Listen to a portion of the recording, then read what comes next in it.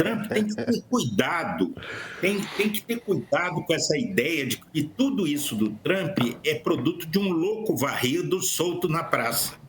Tem uma lógica econômica por trás.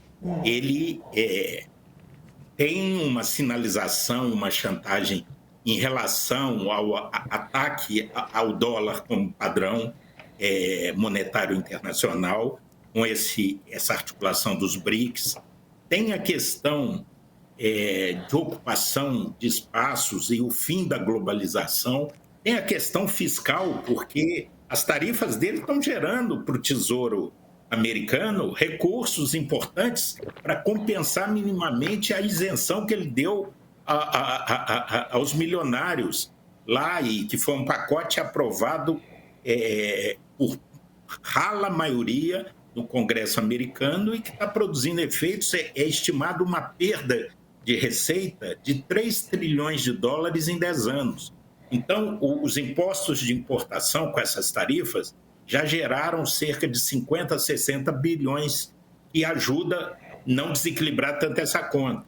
Então, tem muita coisa, não é só uma loucura e solidariedade ao seu amigo Bolsonaro. Quer dizer, tem muita espuma, às vezes, e pouco chope nessa história. E aí o Pedro podia nos iluminar o que é. Ele precisa, na lógica dos engenheiros do caos, alimentar sua bolha. E ele fazer a América grande de novo tem que ser convincente, às vezes só no universo simbólico, porque a China está no calcanhar e vai desenhar em poucas décadas uma hegemonia mundial. Eu não tenho dúvidas, se os Estados Unidos não reagir e não se articular com a União Europeia, e ao contrário do que ele está fazendo.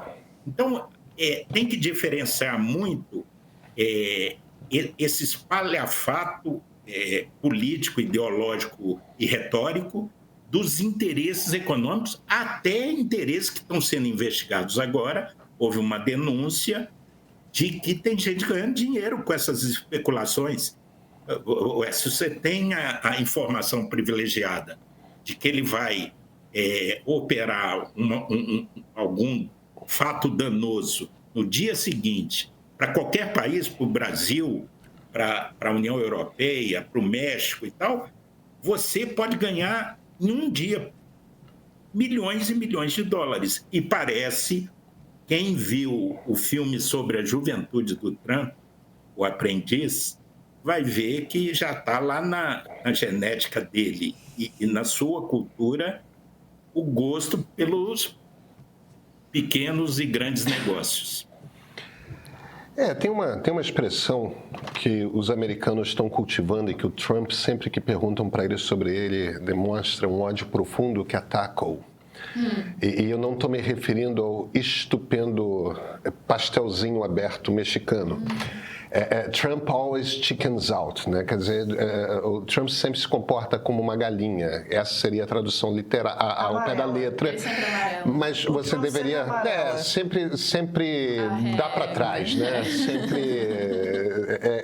Porque com alguma frequência isso acontece. O Trump tem um problema, tem alguns problemas ali na cabeça do Trump. É o diagnóstico errado a respeito do que construiu a supremacia americana, principalmente na segunda metade do século XX, que é ter se tornado um país extremamente aberto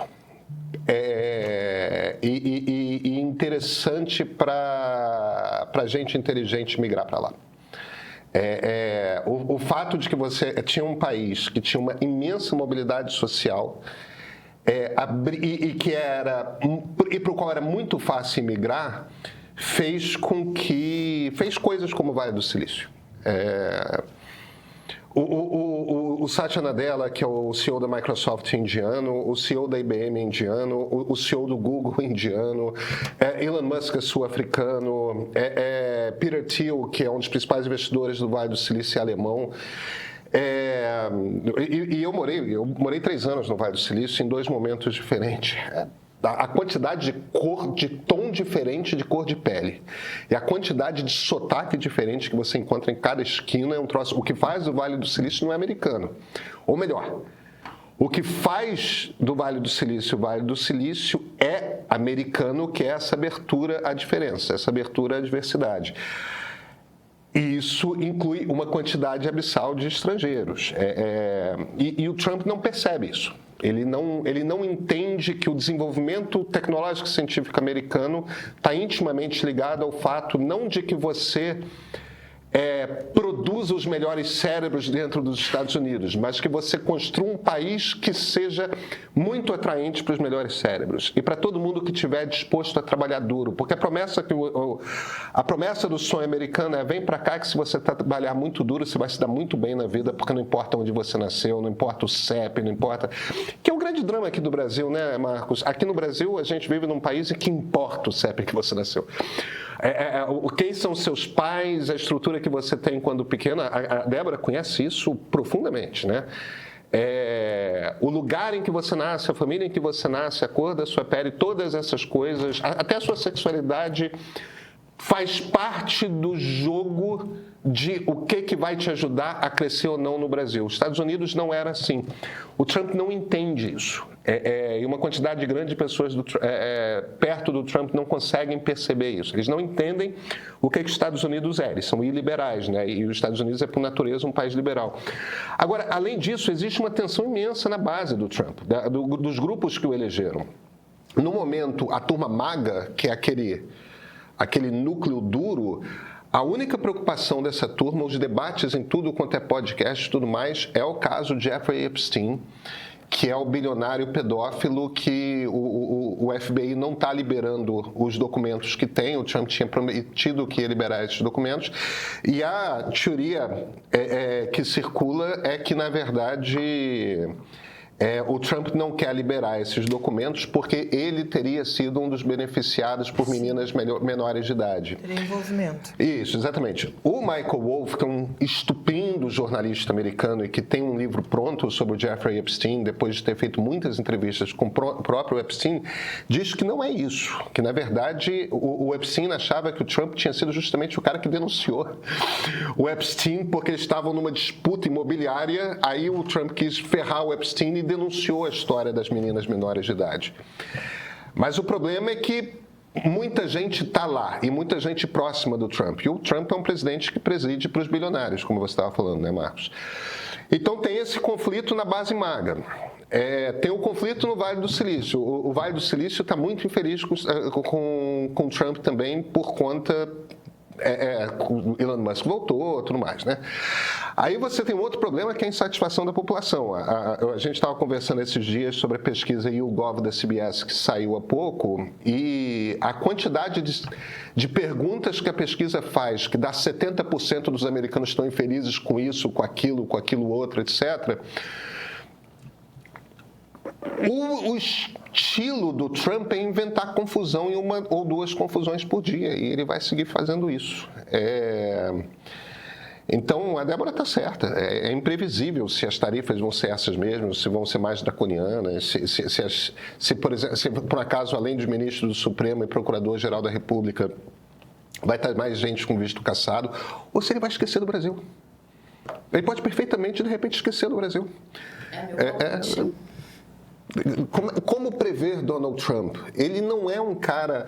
E isso é muito engraçado. Muita gente que trabalhou com ele no primeiro governo, que escreveu memórias, deu entrevistas, tudo mais, um dos traços contínuos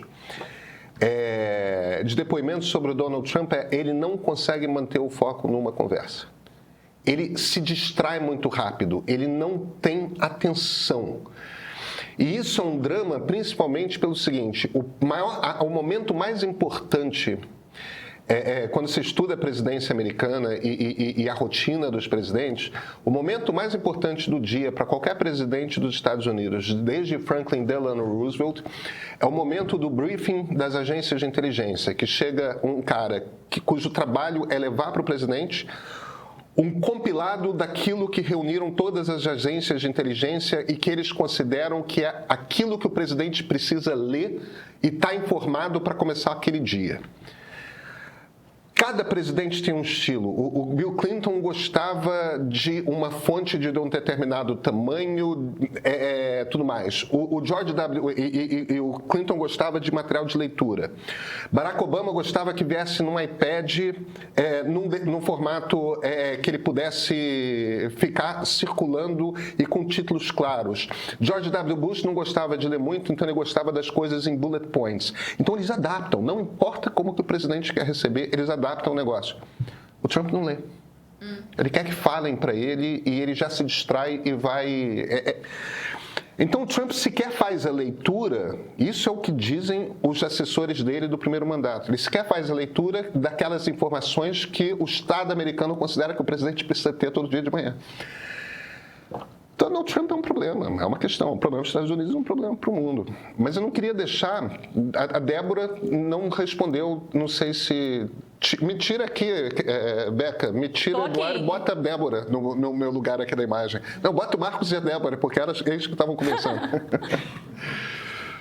Perfeito. Eu achei o comentário do Marcos foi um bom resumo, né, de toda essa briga e também a contribuição do Pedro. E para além da questão da imigração, da maneira como o Trump não enxerga que foi a imigração que tornou os Estados Unidos ricos, ele também não enxerga que é o comércio internacional e a globalização que tornou os Estados Unidos e outros países, inclusive, com os quais os Estados Unidos negocia ao longo do tempo, rico, deixou todo mundo mais rico na prática, né? Porque ele enxerga que existe, né, em todo o negócio, né, seja ele entre pessoas ou entre nações, ele enxerga que há um perdedor e um ganhador, e faz com que ele seja muito mais próximo nesse sentido, né, de pensar uma substituição de importações ou de tornar a indústria americana grande de novo e aumentar as tarifas de importação, torna ele muito mais parecido com o nosso cepalino brasileiro do que com os economistas aí, liberais ou de direita que fizeram sucesso nos Estados Unidos ao longo dos anos. E eu acho que isso que é o grande nó que gera na nossa cabeça, porque além de imprevisível,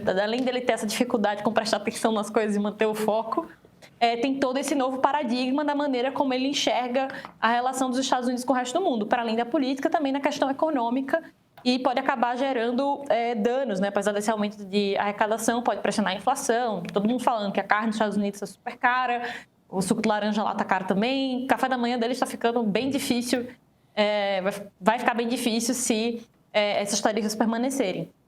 Então, eu acho que o meu complemento ao comentário de vocês dois é mais nessa linha, que para além da questão de imigração, a visão dele sobre comércio vai contrária, né, à história americana e vai contrária ao que os economistas mais à direita do país dele sempre preconizaram. Porque o conflito entre Israel e Palestina nunca termina. Passei alguns dias em Israel ouvindo políticos, ativistas e pessoas comuns, tanto árabes quanto judeus. Olha, eu reuni histórias e visões que não aparecem nas discussões inflamadas das redes sociais. O resultado está nos 3 novos episódios do Ponto de Partida série, uma investigação profunda que revela as raízes históricas, memórias marcantes e camadas sociais que você raramente vê com clareza. Não é sobre escolher lados, tá? Mas sobre finalmente entender como chegamos até aqui. Os episódios já estão disponíveis no streaming do Meio, para você enxergar esse conflito com novos olhos.